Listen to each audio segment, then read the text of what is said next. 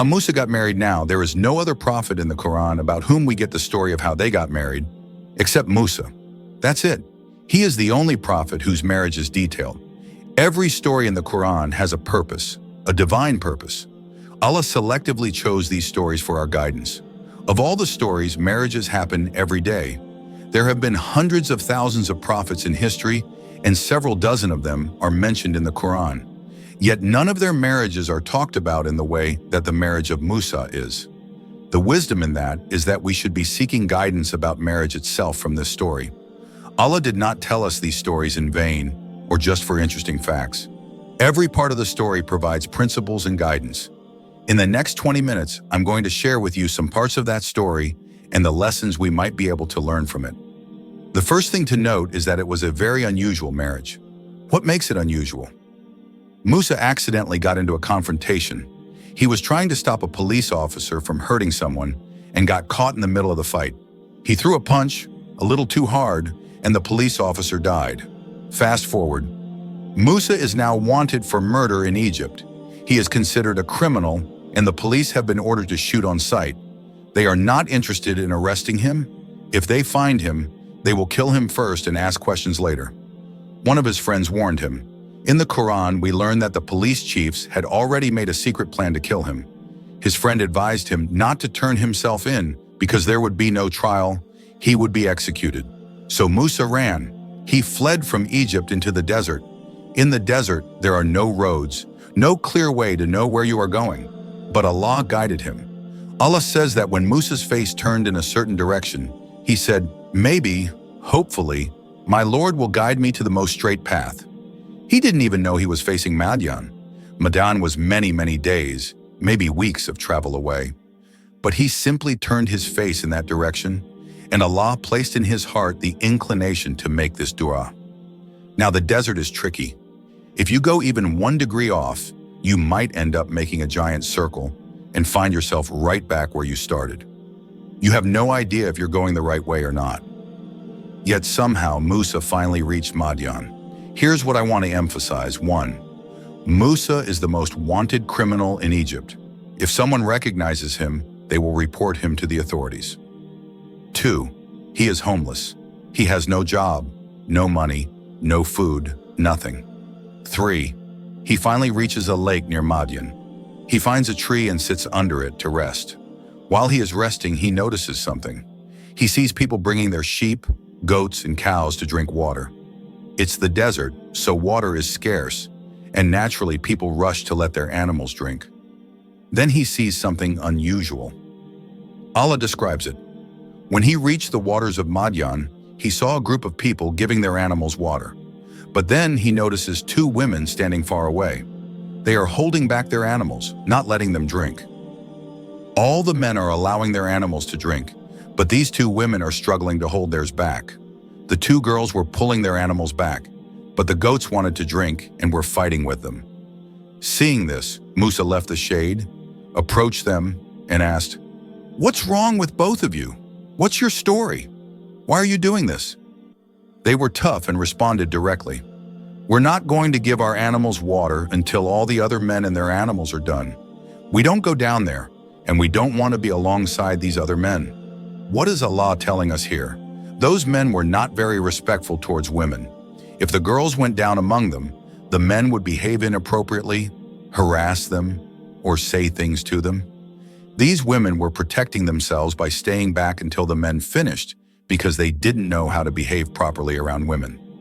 This story highlights women living in a difficult situation where earning a living was not easy. They worked on a farm, took care of animals, and lived in a society that didn't respect women. For them, making a living was much harder than it was for men. They had to do twice, sometimes 3 times the work, including struggling to hold their animals back.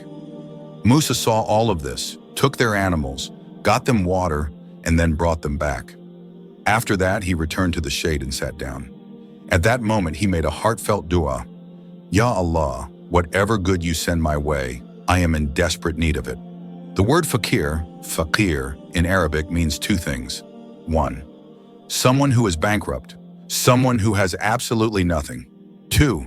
Someone whose back is broken from overwhelming pressure, completely helpless. So what was Musa asking Allah for? He was telling him, Ya Allah, I have no food, no money, no job, no safety. I have nothing. Whatever you give me, I will take it. I won't be picky. I won't say, well, you gave me this water, but I really wanted apple juice, so I'll wait. In Arabic, there is a saying, the one who is walking will be happy with any ride. If you are walking 50, 70, or 100 kilometers and someone offers you a bicycle, you won't say, no, no, no, I was hoping for a BMW. You'll take whatever is given. That's the attitude Musa had in his dua. But there's another important meaning behind his words. Musa felt guilty. He had killed someone and escaped. He knew a principle that we learn in the Qur'an. Good deeds erase bad deeds. So what was he really saying? Ya Allah, whatever opportunity you give me to do something good, I will take it. He had just seen two girls who needed help, so he helped them. Then he sat down and asked, Ya Allah, if there's any other volunteer opportunity, anybody else I can help, let me know. I need the good deeds. From this, we learn something profound. Every opportunity to help someone is actually revealed by Allah. If someone came into your life and you had a chance to help them, that opportunity wasn't random. It was sent down from the skies for you. And if someone as great as Musa was desperate for good deeds, then you and I should be even more eager to take any opportunity to do good. Now let's go back to what Musa said when he first left Egypt. Hopefully, Allah will guide me to the straightest possible path. The straightest possible path led him to marriage. It's beautiful how the straightest possible path led Musa to get married. Allah is even describing the merits and beauty of marriage in this story, though in a subtle and unexpected way. So Musa helps these girls and then goes back to sit in the shade. Meanwhile, the girls return home earlier than usual. Typically, they have to wait until all the men finish before they can take their animals to drink. But today, they arrive home 5 hours early. Their elderly father, who can no longer work, naturally asks, "Why are you home so early? What happened?" The Quran does not explicitly state this, but logically we can assume this question was asked. The girls explain, "There was this man, he was very strong. He just took our animals, got them water, and left." Now these girls deal with men outside all the time. So when they describe Musa to their father, they make it clear that he was unlike other men. He didn't look at them the way other men did. He didn't speak to them the way other men spoke. He helped them without following them home, staring at them, or making them uncomfortable. He simply helped and then disappeared back into the shade. Their father is an intelligent man. He knows his daughters go out every day to work in a corrupt society. And when you live in such a society, finding a good husband for your daughter can be difficult. You don't know who's who. So when he hears how his daughters describe Musa, he immediately realizes that this is a good man. In his mind, he already has a plan. He also understands his daughters well. The way one of them speaks about Musa tells him she admired his character. Perhaps she even liked him. So what does the father do? He sends one of them back to bring Musa. Now, if I were a father with two daughters and wanted to bring a man home, logically it would be safer to send both daughters together, right? But the Quran tells us that he sent only one of them. She walks toward Musa shyly. Why is she shy? Perhaps because she's alone and nervous. Perhaps because she already feels something for him. Perhaps because this is a test for her. Her father trusts her, so he sends her alone. When Musa sees her approaching again, he is surprised. "Do you need more help? Why are you here?" She feels shy but responds clearly, making sure there is no misunderstanding. No, my father's calling you." She adds, "He wants to pay you for the help you gave us." Now a simple question arises.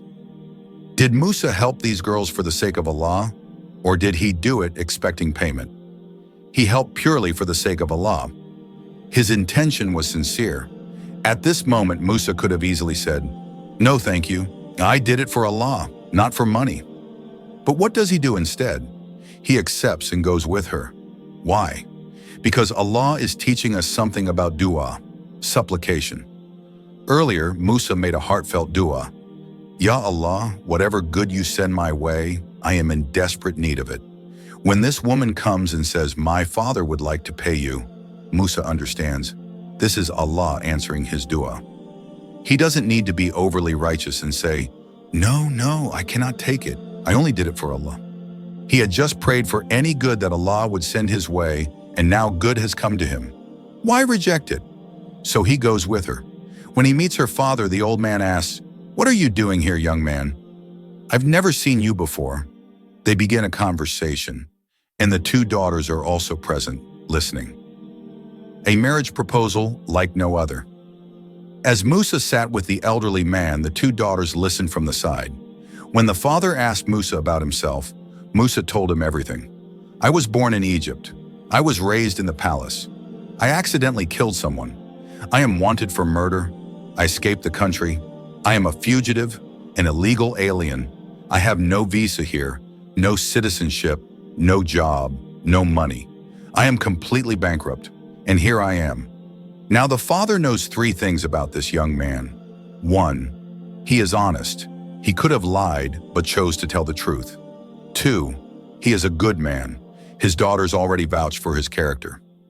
3. But he is also homeless, penniless, and wanted by the most powerful military in the world. And then one of the daughters speaks up. She turns to her father and says, "Dad, hire him." This is interesting. Why would she say hire him? Because she's speaking indirectly. She knows her father is wise and will understand. In reality, give him a job means, "Can you marry me to him?" She is saying, "We don't trust other men, but I trust this one. We don't even go near the same lake as other men, but I feel safe with this one. I want him to work here because I see him as a good man, someone worthy." And the father understands her perfectly. So he turns to Musa and says, "I want to marry one of my two daughters to you." Now let's pause for a second. Think about this proposal. Musa just told the father, "I am illegal. I am wanted for murder. I have a criminal record. I have no money, no home, no job." And after 5 minutes, the father says, "I think you should marry my daughter." It's incredible. But the father is a wise man. He knows good men are hard to find, and he understands something very important. If a man doesn't have the degree you wanted, he can earn it. If a man doesn't have the job you wanted, he can work towards it. If a man doesn't have the papers, the status, the wealth, all of these things can come later. But character, that cannot be bought. That cannot be learned overnight. And Musa's character was something rare. So the father continues, "You will marry my daughter, but in exchange, you must work for me for 8 years. If you want to stay for 10 years, that's your choice." Now look at the wisdom in this offer. The father is not asking Musa for a favor. In reality, he is doing Musa a favor. Musa now has a job. Musa now has a home. Musa now has a family. The father is happy because he's making marriage easy, a lesson from the Qur'an. One of the biggest lessons from this story is who we choose to listen to when it comes to marriage. Too often when a daughter expresses her interest in a potential spouse, the father doesn't listen to her. Instead, he listens to the uncles, the cousins, the in-laws, the neighbors. What will people say? But the one person the father needs to be listening to is his daughter. She is an adult. She knows what she wants. And the one thing the father must evaluate is the character of the man she is interested in. In the story, the father tested Musa's character. He sent his daughter alone to see how Musa would behave. He heard Musa's entire story, his honesty, his struggles. And Musa didn't tell his story to impress anyone. It wasn't an impressive story. It was a confession of hardship and truth. Yet the father made his own decision, ignoring the noise from society. The consequence of making marriage. Difficult. Allah is teaching us a powerful lesson. When we make the road to marriage difficult, we make the road to haram easy. And when that happens, we cannot blame non-Muslim society, the media, the internet, social media like TikTok, Western influence. Because their job is to make haram easy. Our job as Muslims is to make halal easy. If we fail in our job, we don't get to blame anyone else. We have to blame ourselves. What needs to change? 1. Young men must become more serious about their responsibilities, about work, integrity, and character. 2. Young women should focus on finding men of good character rather than just status or wealth. 3. Fathers must have open and honest conversations with their daughters about marriage. Too often in many cultures, fathers only focus on material success. He has a good job, marry him.